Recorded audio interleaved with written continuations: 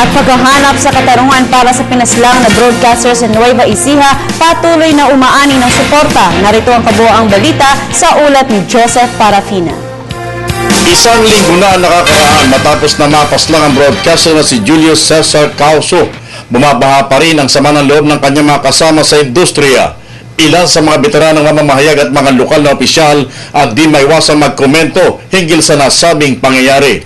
Kinundina ng grupo ang mga nasa likod ng pamamaslang na itinuturing na kawalang respeto sa media industry.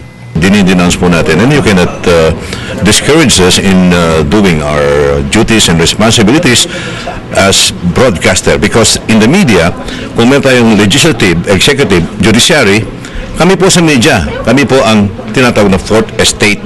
Mariresolba lamang katulad nitong krimen kung agad na maaksyonan ng mga tauhan ng Philippine National Police at siyempre pa kung pabibilisin ang investigasyon at resulta. Dapat maging hamon to sa lahat ng mga broadcasters, di ba? Sa lahat ng mga namamahayag. Nakakalungkot. Kaya nauulit kasi wala namang action. Hindi naman nare-resolve yung mga kaso, di ba?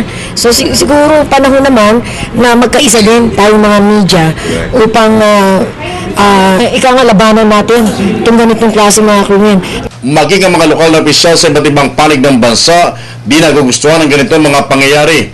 Kaya nga, maging ang National Press Club at ilang pang mga malalaking samahan ng mga mamamahayag, patuloy ang paghingi ng katarungan sa nasabing krimen. Malungkot tayo dahil sa may napaslang na naman at saka ilan na ba yan? Napakarami na. Para sa Telebisyon ng Bayan, ako si Joseph Parafina.